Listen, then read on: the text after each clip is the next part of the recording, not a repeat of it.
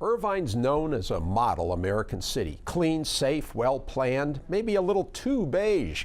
An easy place to run, right? Not these days. Traffic worries have spawned a slow growth movement and stopped a proposed veterans cemetery. Residents are protesting against homeless shelters, and the city's fire protection is up for grabs. What's happening in Irvine? Mayor Donald Wagner is here to tell us. He's next on Inside OC. Inside OC is brought to you by... Each new community 5 Point brings to life represents a promise delivered. Great neighborhoods are more than just places to live, they are places to connect. 5 Point is a proud sponsor of public television and community programming. All your life, people talk about what's best for you. But to most people, it's just that. Talk. Unless you're with Memorial Care, a healthcare system devoted to one important thing: what's best for you.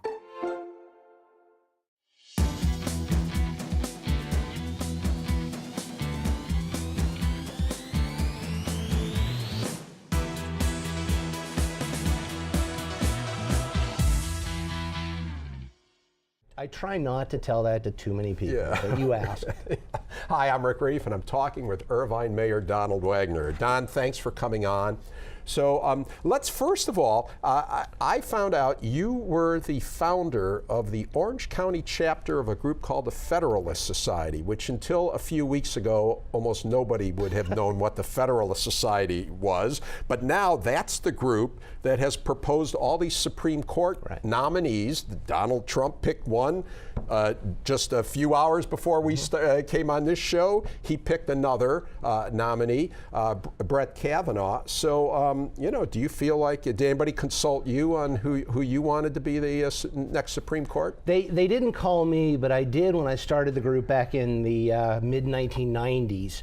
I did have an opportunity to work with Leonard Leo, who's the executive director of the Federalist Society, who has been advising Trump. And I trust Leonard Leo. He knows what to look for in a judge, and I think that for what it's worth, my 2 cents is that both the Neil Gorsuch and the Brett Kavanaugh picks are home runs for the judiciary. Yeah, so the Federalist Society is mainly it's lawyers and judges and law professors. And did you ever think that the society would be in a position now where it seems to be wielding so much power? Well, it's quite interesting. The society actually got started in the 1980s and had some success when President Reagan was in office. And then in the 90s under Bill Clinton, it sort of faded away. It has had a resurgence over the last several years. I'm no longer as active as I'd like to be because I'm obviously moving on to other things in my professional career, but it is gratifying to see the ideas, because the ideas are bedrock American ideas. The judges enforce the law, they interpret the law, but it's up to the legislature and the executive to make and actually implement the law. And as you know, the viewers will either love that idea or hate that idea, depending on where they are in the political spectrum. Okay, let's get to Irvine. Right. Enough on the national stuff. The Fire Authority. There is, there's this movement now. You've been a big part of it to reassess whether Irvine should continue to contract with the Fire Authority, which provides fire protection for, I think, what population-wise, maybe roughly half the county, territory-wise, most of the county. Irvine's the biggest customer, but Irvine, because of the way this thing is set up by state law and the property tax revenue, pays several $1 million more a year for the protection than they receive. Correct.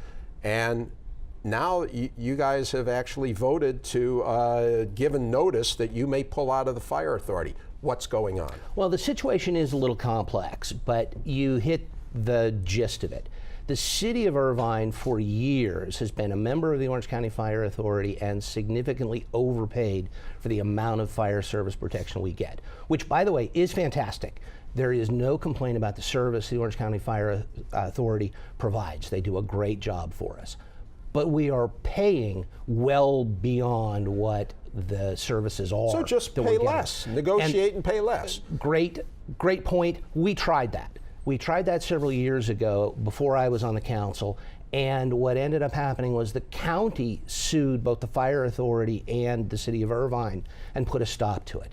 What we're trying to do with the current negotiations is get somewhere close to the deal that we had worked out several years ago, and hopefully reduce the amount of overpayment that the city is funding. And that number, it's a staggering number.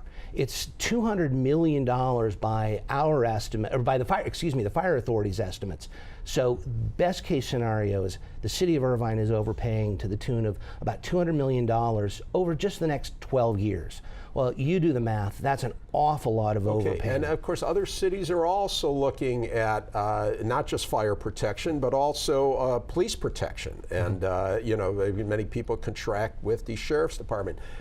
What's the underlying thing? Let me tell you what I think the underlying thing is, and you can tell me if I'm wrong. It's the rising cost of public employee pensions, that keeps going up, and the fire authority needs the money so it can pay the pensions, so it's charging as much to Irvine and other communities as it does, and that if you can start from scratch, you start a new fire authority, you got a whole new pension system, and that cost just goes to the authority. Whatever becomes of it. Right. Is that really, when you get down to it, what's driving this? If we could start from scratch, I don't think anyone would set up the system we have currently. But it is the system we have currently, and it is true that a large chunk of the Irvine overpayment is going to support and sustain pensions. One of the terms of the deal that we proposed before withdrawing was that the fire authority dedicate a significant portion of Irvine's overpayment to paying down those pension funds. And so finding a way to make sure that the obligation, if and when the fire authority is disbanded, and it does end by its own terms in 2030, that there would not be an enormous pension liability to spread throughout the county.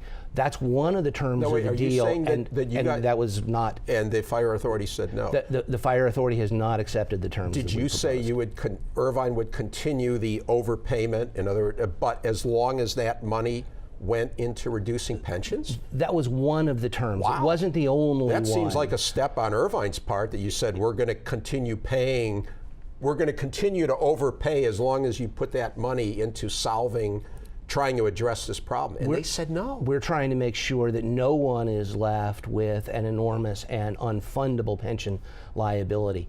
That was only one of the terms that Irvine put forward, but it was a significant one, and the deal we were unable to work out in time for us to have to give the notice under the contract. Now, would the fire authority agree that, yes, they made that proposal and for whatever reasons we rejected, or will they say there were some other strings on this? There were other strings. That was not the only proposal and the only piece of the deal. It was a significant piece of the deal. Well, let me ask you that. Do you get a sense that the fire authority itself acknowledges? Is there any acknowledgement on their side that we've got a pension issue and we need to address it? There is, and they have started to try to fund the unfunded portion of the pension liability.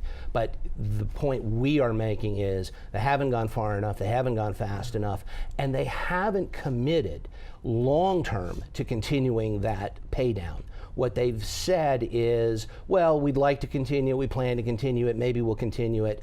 We didn't get the assurances that we would like that our money will in fact go there. Okay. But as I say, that was only one of the As I follow points. this thing, it's almost like Irvine's version of Brexit. It's like, we want out, but well, we don't really want out. We want to work it in a way that's palatable. I mean, so what is the end game here? Because I think you have said that, yes, we're given notice, we're pulling out, but that you don't want to see that happen. You want to stay with the authority. So give us a solution. How would you solve this problem? Here's how it will work out. If in fact we do get out, and you need to realize that it will in some ways be like Brexit. There was a contractual requirement if you get out before 2030 to give notice by July 1 of this year. We had to meet that deadline or we're locked in for another 12 years.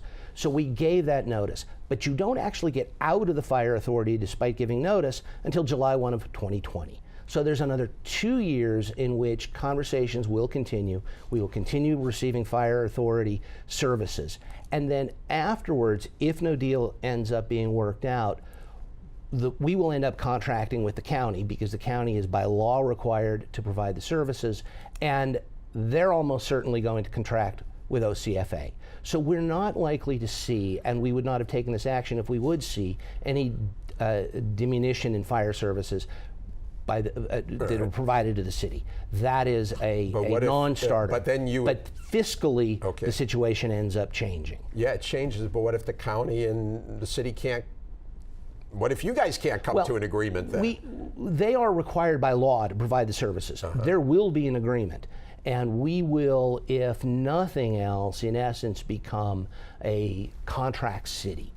Won't be exactly like the other cities that contract, but in essence, that's what it will be like. Maybe but we're you 2 guys years down the road. Maybe you guys have the, is that an ace in the hole for you? We certainly think this was a better thing to do to be fiscally responsible for our taxpayers, or we wouldn't have taken it. And we also think that this will continue the premier fire service, or we wouldn't have taken this step. But it does give us now the opportunity to continue the talks that had otherwise no chance of going anywhere once that hard July 1, 2018 deadline came. And so this is the opportunity to continue some of those conversations. Hopefully we get back to the deal that we had worked out a few years ago and the court put a stop to in a way that involves all of the parties and satisfies everyone. At the end of the day, will there be some sort of significant pension reform as a result of this? It certainly is my hope. And if there isn't pension reform, because that's under the control of OCFA, and we'd be arguing for it, at least there will be significant increased pension paydown so that the obligation is not as enormous as it otherwise would be without them being resposible. Okay, who said Irvine's dull and boring? You know, I mean, really. All right, so and let's. beige, you. I heard that from you. I did, yes. You've heard that joke. You know, the motto of the city should be, "Oh, I thought this was my house." You know, but anyways, I'm sorry I threw that in. Cheap shot, right? That's not fair. Okay, all right. Let's get into Irvine politics. You want to talk about something exciting? All right. Try to explain what's going on, because you've got 4 Republicans and 1 Democrat on the council. Well, that should be easy. You should have an easy job, right? But it seems like the two that you and Christina Shea, another Republican, usually are voting together, and Melissa Fox, who's the Democrat, is often voting with you, especially on some of the big issues. It's the 2 other Republicans, Lynn Schott and Jeff Lalloway, who are voting against you. What are the issues? What's dividing this council? I don't want to make it a political thing because, as you say, there are Republicans, Democrats voting together. There are Republicans that are voting contrary. It's a little bit more complicated than just the Republican versus Democratic breakdown. At the end of the day, you will find there is an awful lot of cohesion on most issues.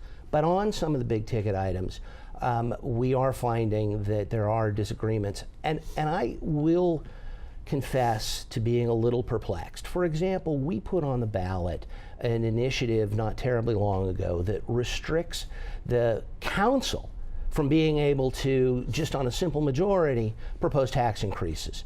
Seemed to me a fiscally responsible thing to do, the right thing to do, and why I proposed it. I didn't get all of the Republicans on the council to support even going out to a vote on Who that. didn't support that? Jeff Lalloway and Lynn Schott. There you go. And so I am. But it wound up passing, It right? wound up passing. It passed overwhelmingly, and the voters, I think, appreciate us being fiscally responsible and want to make sure that we continue to be so. Right. So that's why I'm asking you. That's mystifying. That's the kind of issue. Why would the Republicans not vote together on something like that? You will have to ask the Republicans that are no votes on that. I'm going to vote the way I think is proper for a Republican, a Democrat, whomever is fiscally responsible for the city of Irvine. And we are in very good shape fiscally. We did just have to close a $6 million budget gap, but we did it, and we did it without cutting services. We did it without going back out for any kind of a tax or fee increase. And so it is possible to manage the city in a fiscally responsible sort of way. And I want to get back to that divide, because I think it also came up on the Measure B, which was the cemetery issue that the voters just voted on. But before we do that, let's talk about the no growth or slow growth, or however you want to call it, in Irvine. there was an initiative that did not qualify enough signatures to go on the ballot this year. A slow growth initiative in Irvine, which some people say, my God, Irvine, that's the beautifully planned community, and what could be better? And now there's this movement driven, I think largely, you would agree, by traffic. Traffic has gotten worse in the city of Irvine, and some voters are saying enough. What's going on? First of all, do you think the no growth or slow growth measure will come back at some point? And how do you address residents? Because I know you are against the slow growth type of thing.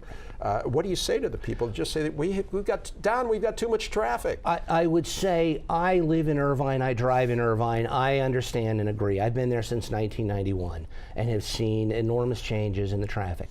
In some ways, we are a victim of our own success.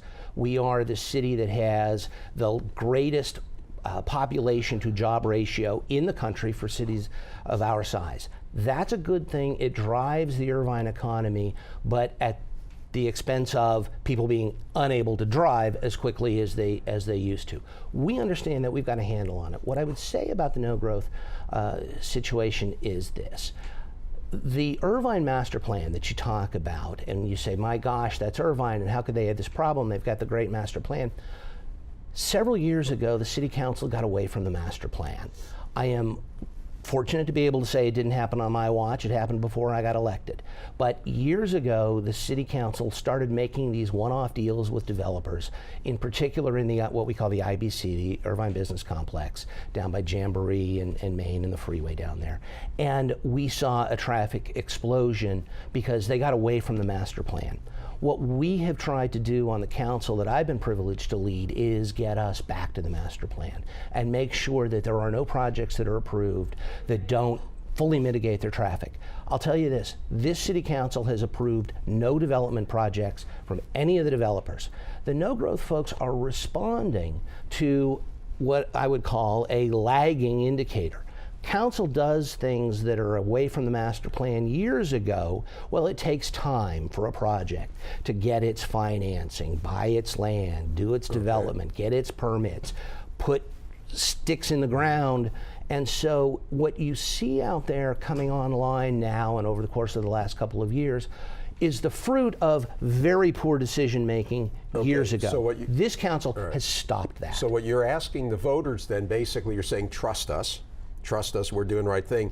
It seems like the electorate, their mood right now is not to trust elected officials. Which I understand, because they've been told, trust us, for quite a long time. And they have found that trust betrayed. They trusted when they moved to Irvine that we would stick with the master plan. Well, unfortunately, a council led by Larry Agrin, a planning commission led by Marianne Guida, to drop a couple of names that keep surfacing, ignored all of that. So are you saying it was when Larry Agrin was either mayor or on the council, that's when these things happened? I am absolutely saying that's when the approvals that you're now seeing come online. Larry Agrin, former mayor, and is he behind this movement now, this slow growth movement? He's behind the Measure B movement and is trying to co-opt the no growth group. You're running for mayor this time. This will be your second and final term as mayor. This time around. I don't know. We won't get into how Irvine shuffles people back and forth. But who's going to run against you? Could it be? Is there any chance Larry Agrin is going to be running against you for mayor? That's up to him. Is there a chance? Anyone is free to take a run. It is a 2-year term for mayor. I've been privileged to do it for 2 years. I hope the voters will let me continue for the next 2 years, because we, my council colleagues and I, have in fact done what we promised 2 years ago. Put a stop to the rampant growth, put a stop to ignoring the master plan, and gotten us back. We're building out the great park. We're taking steps to control growth and development. The developers, I think, are a little bit disappointed perhaps, but at the end of the day, the only project that I have voted for is one at UCI to increase student housing, because number one, that way you relieve some of the student housing problems that the UC system has, but more importantly, what you do is you take students who are living off campus and driving off the road by putting them on apartments on campus. Certainly you and the council majority, this slender 3 votes, however it comes up, majority has been working with 5 Point Communities, which is doing the Great Park. I mean, you haven't been rejecting their stuff, right? We have not approved a single 5 Point project. Okay, so everything that's happening, which by the way is a sponsor of this show, just full disclosure, but that they are, everything they're doing was pre-approved. Pre-approved with. But I mean, you like what they're doing, right? They have been a great partner with the city in terms of the development of the Great Park. And when I talk projects that we have not approved, there have been no new housing projects, no new apartment projects, nothing to increase traffic. We have seen a substantial build out of the Great Park. We have seen over near the Great Park, the Anaheim Ducks facility, 270,000 square feet, largest facility of its kind in the entire state, and I think 4th largest in the country. 4 sheets of ice to grow the sport of hockey, to provide for figure skating, recreational hockey, recreational skating, etc. Those projects are moving forward, and 5 Point has been a great partner with us. One more question on the growth thing, though. If you're saying you've taken a hard line on development, then why not just go with the slow growth movement? How would that be any different than what you're doing? The problem with the current movement is, first of all, it's addressing a problem that has been in the past, but that the voters have, I think, very responsibly solved by putting on the council folks that are being responsive to those concerns. But the other problem with it is, if you end up having no growth, or if in fact you allow what the current movement is trying to do, and that is put every project to a vote, what you'll eventually find is that there will be absolutely no economic growth in the city of Irvine, because no one is willing to invest time, money, and energy into a project that after millions are spent, the voters can say no to. If I hear you right, this is really no growth, what's being proposed, and you favor slow growth? Is that?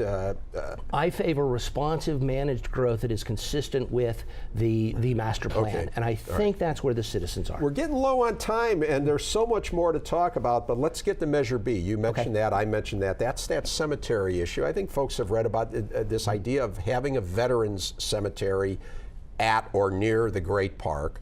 And it just seemed, to me, this was a no-brainer. Do a land swap with 5 Point Communities. They'll, rather than developing over here, they're going to develop over there, and it removes the money would be there to do this. The state was going to put money into this site. You don't have to clean up all these contaminants. It just seemed like an easy thing, and yet it went to the voters, and the voters said no. Why did the voters say no to that? Well, the voters are concerned, and they remain concerned about traffic. And the campaign was run on the issue of traffic. That a veterans cemetery is going to increase traffic? Or the development associated with it although he and the could swap. All right, but you're going to have the development there or there. You ask me why. It's my understanding that the voters are concerned about traffic. That was reflected in Measure B. It was reflected in my election. It was reflected in Ms. Fox's election. The voters are concerned about traffic, rightly so. So we've heard that, and the issue we will vote on tonight is, all right, now what do we do? Because the problem with the current site, and the reason there was an effort to make a move, is the current site will cost about $77 million. Right.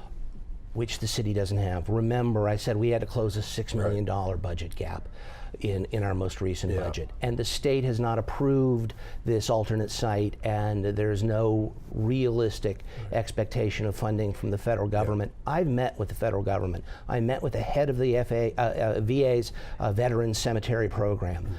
There is no appetite for them to spend the kind of money it would take for that site. We've got to find a way to give the veterans the cemetery they deserve.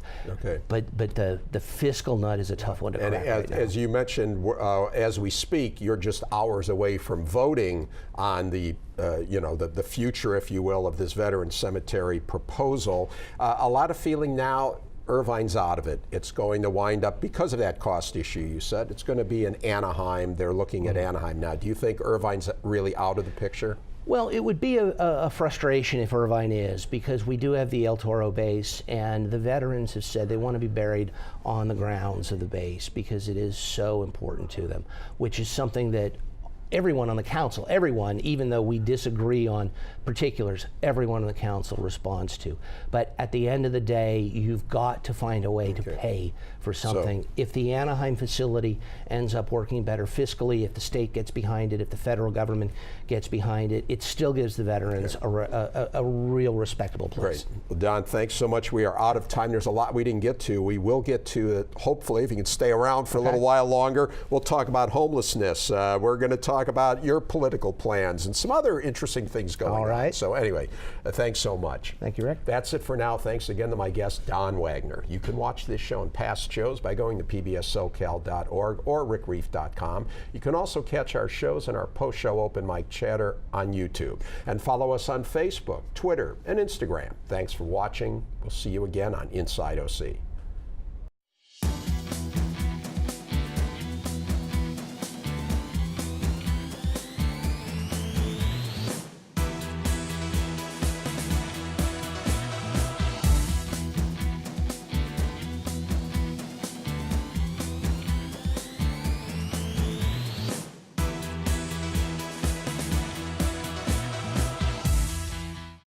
Inside OC is brought to you by...